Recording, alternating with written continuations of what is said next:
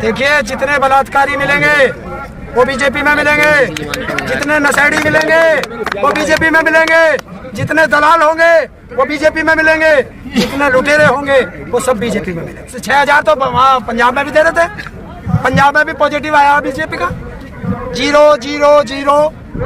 या देश में बैठाया तो 200 से ज्यादा किसानों के खून पी गया, तो ये परजीवी है। और पुलवामा हमले में जवानों का खून पी गया चुनाव जीतने के लिए, तो ये परजीवी है। राष्ट्रहित में अगर अडानी अंबानी की गुलामी करे तो राष्ट्रहित, अगर विरोध करे तो देशद्रोही है, तो गुलामी कर सकता है वो। आखिरकार क्या चाहते क्या हो? खेल वापसी, MSP पे गारंटी का कानून, स्वामीनाथन रिपोर्ट संपूर्ण रूप से धरातल पे लागू। सवाल सरकार ये तो नहीं करेगी तो किसान भी वापस घर नहीं जाएगा। साहू जी, बीजेपी के नेता जो है पामेला गोस्वामी एक है, प्रवक्ता भी कई जगह की रही हुई है, वो कोकीन के साथ पकड़ी जाती है, ड्रग ट्रैफिकिंग में इनके नेता जो है लगे रहते हैं और ये अपनी छवि जिस तरीके से दिखाते हैं, क्या कहेंगे इस पे? देखिए जितने बलात्कारी मिलेंगे वो बीजेपी में मिलेंगे, जितने नशेड़ी मिलेंगे वो बीजेपी में मिलेंगे, जितने दलाल होंगे वो बीजेपी में मिलेंगे, जितने लुटेरे होंगे वो सब बीजेपी में मिलेंगे।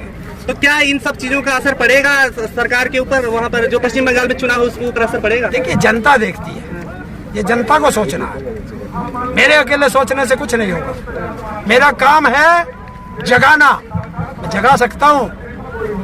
तो किसान आंदोलन पर को लेकर के पश्चिम बंगाल में क्या असर पड़ेगा, इसके अमित शाह जवाब देते हैं कि वहाँ पर 6000 रुपए जो किसान सम्मान निधि मिलता है वो नहीं मिलते, तो इसलिए इसका असर पॉजिटिव मिलेगा, वहाँ पर सकारात्मक रहेगा, क्या कहेंगे? हाँ वो तो 6000 तो वहाँ पंजाब में भी दे रहे थे, पंजाब में भी पॉजिटिव आया बीजेपी का 0-0-0। ये तो आप कर रहे हो, लेकिन वैसे तो सरकार कहती है कि हमको पूरा मिला। क्या बीजेपी इसमें पंजाब में? अरे छोटे चुनाव थे, वोटर तो वही लोग हैं। वैल्यू कम है ना, छोटे छोटे मोहल्ले में तो 10-20 वोट से जीत जाते हैं, 10-20 वोट का तो आगे नहीं होगा ना, आगे तो बड़ी वोट की जरूरत। तो बड़ी वोट में भी तो वोटर तो किसान ही रहेगा, मजदूर रहेगा।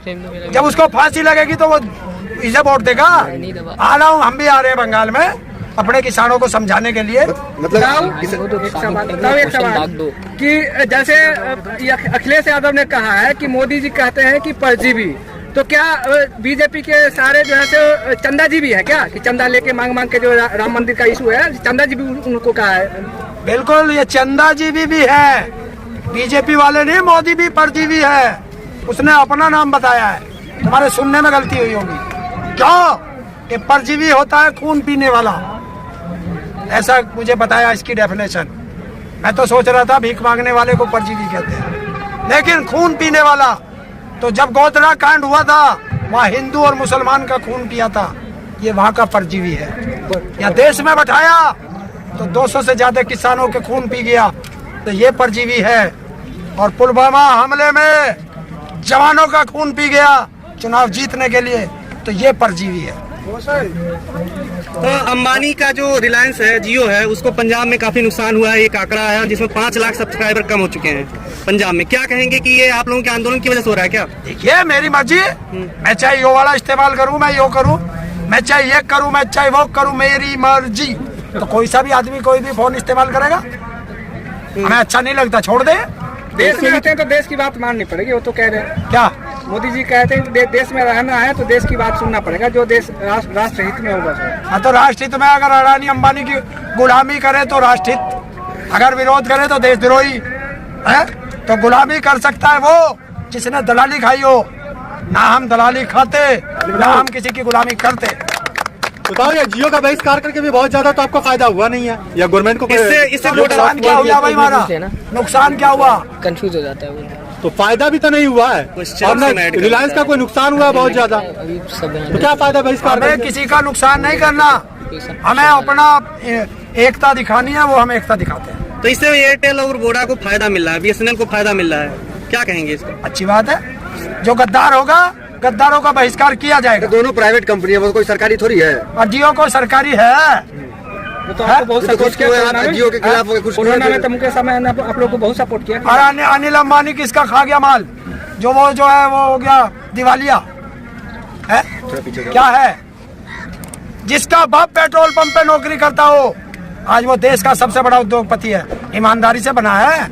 ये मेहनत है तो मेहनत तो बड़े बड़े हमारे यहाँ उद्योगपति है, बिरला थे पहले, टाटा थे, उनका नाम सुनते थे, पर जब से मोदी आया तब से बस दो ही नाम सुने, अडानी अंबानी। क्या इसके फुप्पा है वे? तो क्या ये महापंचायत जो आप लोगों की चल रही है, अब जो है बॉर्डर पे भीड़ जुटाने की कोशिश होगी दोबारा से, या महापंचायत अभी चलती रहेगी? नहीं, पंचायत अलग चीज है और बॉर्डर की अलग चीज है। बॉर्डर पे सबको कथा दिया, थोड़ा काम भी करेंगे। देखिए, खेती भी करेंगे, आंदोलन भी करेंगे, ये चलता रहेगा। लेकिन किसान नेता कह रहे हैं ना, कुछ किसान नेता की जो है अब महापंचायत नहीं करेंगे, अब बॉर्डर पर भीड़ जुटाएंगे। हाँ, तो उन्होंने कह दिया तो उनकी बात सर्वोपरि है। पर ताऊ मीडिया में दिखाया जा रहा है, बोले किसान घर पहुंच गए और टेंट खाली पड़े हुए हैं बस। तो उस मीडिया को दिखा देना, तो उनसे क्या ले यार, कुत्तों की बात मत करा करो। कितनी बार एनडीटीवी कहा? की रिपोर्ट है, एनडीटीवी की रिपोर्ट है। एनडीटीवी की कोई रिपोर्ट नहीं है, होगी, चलो उसने भी कह दिया, कह दो। हम तो खड़े हैं ना सब बॉर्डर पे। ये तो आपको हल्के हो गए। समझ रहे हैं। अरे इक्का दुक्का समझ रहे तो लाठी बजवा दे, जा रफेल तो रफेल लगवा दे, यहाँ से वो फोर्स लगवा दे, मरवा दे सबको, घर चले जाएंगे। जो मर जाएंगे वो लाश चली जाएगी, जो जिंदे रह जाएंगे भाग जाएंगे। क्या हो सरकार से? तो इरादा ना है आपका भी घर जाने का? है? ऐसे कैसे निकलेगा? अरे जीना यहाँ, मरना यहाँ, बिना विल वापसी के जाना कहाँ। तो आगे की क्या प्लानिंग है अभी फिलहाल?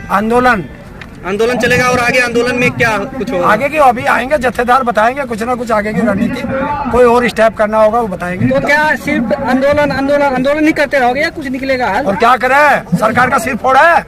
तुम तो चाह रहे हो कि हम हिंसा पर उतर जाए, हम बिल्कुल अहिंसावादी हैं, हम हिंसा नहीं करेंगे, सरकार की संपत्ति का नुकसान नहीं पहुंचाएंगे। फिर भी ताऊ हिंसा तो हो रही है ना। अब वो कोई कर रहे हो, सरकार करे तो उसमें मैंने टिकट आया। तो सरकार हिंसा कराना चाहती है। और बताओ, लाल किले पे वो दीप सिद्धू किसके दौरे चाय पी रहा था? क्या बात हुई है प्रधानमंत्री से? वो तो गया गिरफ्तार। वो क्या बात हुई उससे, गृह मंत्री से गिरफ्तार हो गया? और लक्का सदाना तो रोज वो वीडियो अपलोड कर करके चुनौती दे रहा सरकार को। तो आपके साथ है, बोला मैं किसानों के साथ हूँ। लक्का सदाना बोला मैं किसानों के साथ हूँ। अनु तो प्रधानमंत्री भी कहे मैं किसानों के साथ हूँ, है किसानों के साथ है तो दिखना चाहिए। आजा, वो तो मदद करने के लिए तैयार है। आप क्या? चल के तो आओ। क्या? आप तो भागते हो पीछे। देशद्रोहियों से मदद नहीं लेता किसान, ये देशभक्त है। क्या बताओ, कंगना राउत देगी आपको, हेल्प करेगी तुझे? पुराना सवाल दूसरा करो। ताऊ बंगाल पंजाब का जो नतीजा आ गया, बंगाल में चुनाव है और ऐसे में राकेश टिकैत कह रहे हैं कि किसानों का ट्रैक्टर बंगाल के लिए तैयार है, बंगाल निकलेंगे। आपको कैसे देखते हैं इस बयान को? बिल्कुल सही कहा, जहाँ जहाँ चुनाव होगा किसान का ट्रैक्टर तोड़ेगा। नहीं तो बीजेपी के खिलाफ दौड़ेगा, गलत राजनीति है फिर। सरकार के खिलाफ तोड़ेगा। गलत है ना, क्यों? राजनीति है ये। राजनीति हम ना करें, मतलब ये राजनीति करें, हम फांसी खावे। तो आप अपनी एक पार्टी बना लीजिए ना क्यों किसानों पार्टी की। बना ले? तो राजनीति क्यों? जो सरकार किसान के खिलाफ जाएगी, वो कोई सी भी सरकार हो, ताऊ राजनीति करना तो पार्टी बना- किसान उसका विरोध करेगा। तो क्या किसान अमित शाह को टक्कर दे पाएगा? क्योंकि बहुत बड़े चाणक्य माने जाते हैं अमित शाह। क्या अमित शाह को टक्कर दे पाएगा बंगाल में? क्यों अमित शाह की टक्कर? तो इसने एक 1.5 फुटिया सा है दिल्ली का मुख्यमंत्री, इनने जमुना में गाड़ दिया था, सिंपल सा हवाई चप्पल वाले ने, और हम तो ट्रैक्टर वाले हैं। कौन है हैं? अरे छोटा सा ही तो है केजरीवाल दिल्ली में। तो आपका ताऊ का ट्रैक्टर तैयार है बंगाल के लिए? पक्का ये खत्म है। पक्का बंगाल जाऊंगा, एक बार जरूर जाऊंगा। इतना दूरी है, आपको पहले ही नहीं घुसने देगा, तेल भी बंद कर देगा, तेल नहीं मिलेगा। रेल चलेगी और हमारी ट्रैक्टर उधर की तरफ चलेगी। तो आपकी फंडिंग कौन देगा फिर? बीजेपी को तो फंडिंग आ रही है, आप तो कहाँ से आएगी? जो हम किसान है, हमें फंडिंग की क्या जरूरत है? रही अच्छा रेल में बैठेंगे टिकट लेके, और वहाँ हमारे किसान है ही। तो रेल तो बंद करा रखी है। वहाँ क्या ममता बनर्जी के समर्थन में जाएंगे?